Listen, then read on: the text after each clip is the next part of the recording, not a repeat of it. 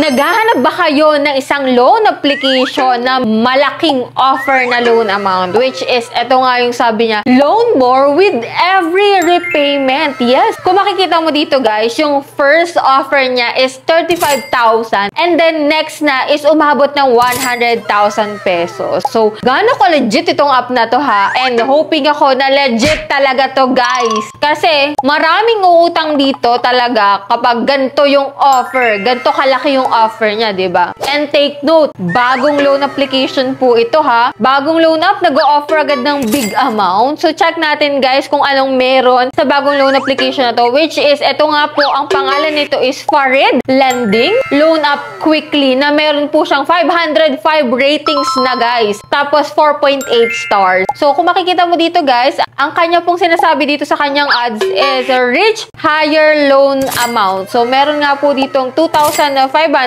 to 100,000 nga po yung offer niya. And then next po dito, fast, paperless application din daw sila. Kung makikita mo dito sa loan details, 40,000 yung ino-offer niya. So check natin kung ano ba talaga. And ito pa nga, fast loans, real-time transfer. Oh, nagkulang pa ng R dito guys. And privacy come first. At yan nga, try natin siyang silipin kung magkano ba talaga yung offer niya, kung meron ba siyang big loan amounts para sa mga first timer na tulad natin. And hoping ako na goods na tong loan application na to guys, na si Farid Lending. So bago yun guys, if ever na hindi ka pa po dyan nakasubscribe sa aking YouTube channel, kindly click the subscribe button, turn on the notification bell and be updated sa ating mga latest vlogs at syempre sa aking pa-weekly Gcash giveaway. So 5 lucky winners po yung aking pinipili at check nyo po yung video ko ng Monday kasi nandun po naka-insert yung 5 lucky winners natin. And next Monday, 5 lucky winners po ulit yung aking pipiliin na naka-like at naka-comment po dito sa aking video. At syempre, malapit na naman po ang last Monday of the month. Kaya,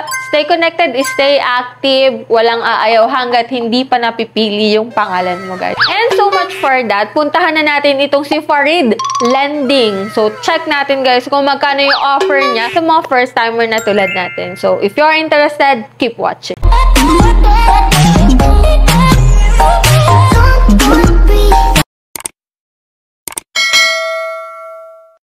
So, ito nga guys, no, after kong i-install itong si Farid Lending, ito po yung mga bumungad dito guys, no. Low interest rates, flexible terms, may fast payment, flexible repayment, super high limit fast payment. So, check natin guys, no. So, click ko na agad dito guys yung apply now, and dito nga, maglalagin tayo using our active mobile number. So, request OTP, pero minsan po hindi na po nagsisend through SMS. Naka-flash na po sa screen nyo, kaya i-check nyo rin po, no? And then, sign in now tayo. And dito nga po yung mga pipilapan natin dito, guys. So, personal information, work information, and kung makikita mo dito, guys, pwede yung unemployed. Kahit wala kang trabaho, guys, at kahit retired ka na, pwede. Kasi may option sila dito, guys. Anyways, emergency contacts is 3 lang po yung kanilang hihinging contact number, no? And then, after dito, may credit standing. Tatanungin lang kung may loan ka sa ibang loan application. Syempre, no loan yung nilalagay ko dito, guys. And dito, guys, sa ID information, ito po yung mga available na ID dito, guys, no? So, pili ka lang po dyan ng isa na available sa'yo para makapag-proceed ka sa next step. And then, may face identification din po sila. And dito, guys, sa bank information, kung saan mo pwedeng ma-receive yung pera mo is pwede po sa e-wallet or bank. And then, dito sa e-wallet, may option po sila na Gcash,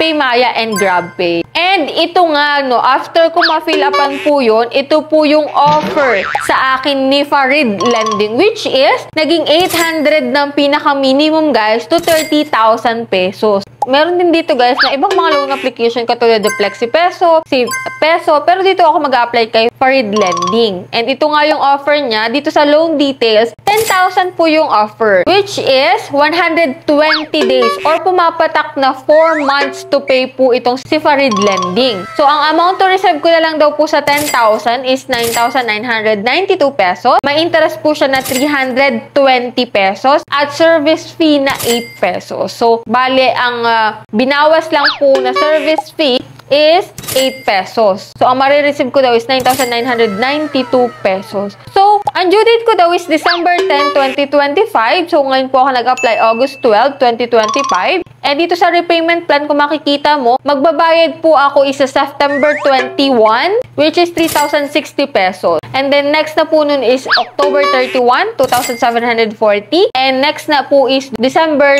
10, which is 2,740 po ulit. So, pumapatak nga na 4 months to pay siya kung masusunod sana itong loan details. Pero guys, naka-encounter na ako ng ganitong loan application. 10,000 yung nasa loan details, pero magkano lang din naman yung pumasok sa aking account. Click pa rin natin yung confirm para malaman natin kung ano ba talaga. So yan, successful po yung aking application. And after ilang minutes po, na-receive ko na rin po yung result nung pag-apply ko dito. At ito nga po, rejected tayo dito kay Farid Lending. So sa hindi inaasahang pagkakataon guys, hindi natin nakita kung magkano yung offer niya, kung 10,000 ba talaga at kung 9,992 ba talaga yung ma-receive natin. So, if ever po napanood mo to at if ever na ikaw po ay na-approve, nako, i-comment po dyan sa comment section kung magkano at kung hanggang kailan siya babayaran. Kung legit ba na 4 months to pay, pero based on my experience guys, na naka-encounter na rin ako ng gantong loan details, same na same, is hindi po siya 4 months to pay, 7 days lang po. At hindi po talaga exact na 10,000 po ang ma-receive mo, which is magsisimula yan from 3,000, 4,000, which is hindi nga ganun kaliit din ang ibabawas na service fee. Medyo malaki din po, no? Kaya ingat din kayo sa mga gantong loan application. At least, dito guys, kay Farid Lending, nabigyan ko kayo ng heads up kung anong meron sa kanya. At nasilip natin kung papaano yung kanyang services na ino-offer sa mga first time pa lang na mag-a-apply sa kanya. At ito nga guys, nakita nyo naman. Anyways, kung kayo may katanungan dito about kay Farid Lending or may nais kayong i-share about sa kanya, kung nakapag-loan na kayo dyan, open na open po yung ating comment section. And that's it. Yan lang po yung video natin about kay Farid Lending. And hoping ako guys na may nakuha kayong idea about sa application na to. So dito guys, makakapag-decide ka na kung go-go kang umutang dito, kung i-install mo pa rin siya or dead mo na lang sa application na to. So that's it. Sa mga hindi pa dyan nakasubscribe sa aking YouTube channel, kindly click the subscribe button, turn on the notification bell, and be updated lagi sa ating mga vlog. So, bye-bye na muna for now guys. See you on my next video.